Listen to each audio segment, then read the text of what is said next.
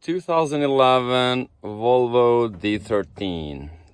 That is this truck.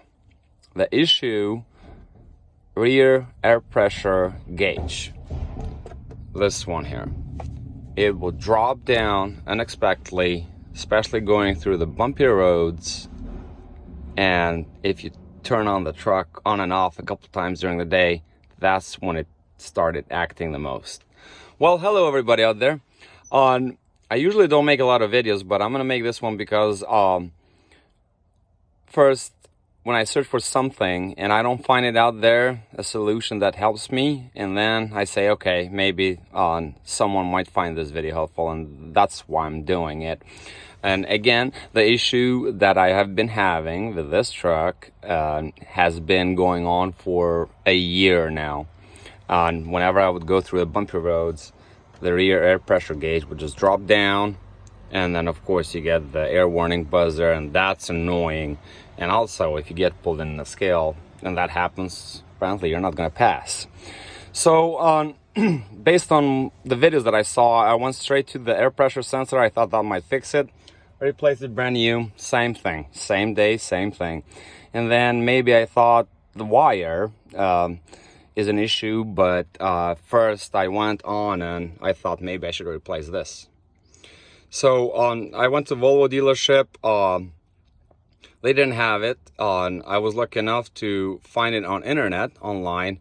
I searched, somehow I came up with this website, iwire.com. Apparently Subaru has the same thing that they use to connect the wires to the cluster panel. I got it. It usually comes with these pins, so pretty much you just use the pliers, cut the wire, and reconnect them. Pretty simple stuff. And I did it, and it did fix the problem for about almost 3 weeks. I didn't have an issue, and I thought, okay, cool, I got this. I fixed it. But after 3 weeks, same thing.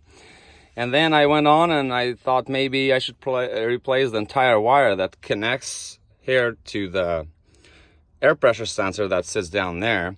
And I replaced that on almost 10 days without a problem. After 10 days, same thing. It did not fix it. So whenever I would get that drop down, I would just hit the cluster panel and it would fix the problem. So I knew there was something going on with it other than the entire cluster panel, because the dealership, a few mechanics, they all said, when these things happen, you just gotta replace the entire cluster panel. Lucky for me, they didn't have it in stock, back order, because of COVID, and I had no choice but to just keep working on it. One day, I just got so tired of it, I said, okay, I'm gonna just pull it out and see what I can do. And I pull it out, I disconnect this. Usually this sits in the back, plugs into the cluster panel, and I had an extra annual inspection. Usually these just peel off and they just take it to the truck after an annual inspection. So what I did is I cut two pieces, as you can see here, same size within these lines, and I just put one on top, one on the bottom, and I just plugged it in, because to me it seemed that when I touch it, this would move up and down a little bit, so there was some free play in there, and I thought maybe the connection it's bad. And that's what I did. I plugged it in. It went in easy, but because I put one on top and one in the bottom, because I first tried with only one, I plugged it in, and I would still have a little bit of movement. But when I put it in one in the bottom as well, and I plugged it in, and then there was no movement.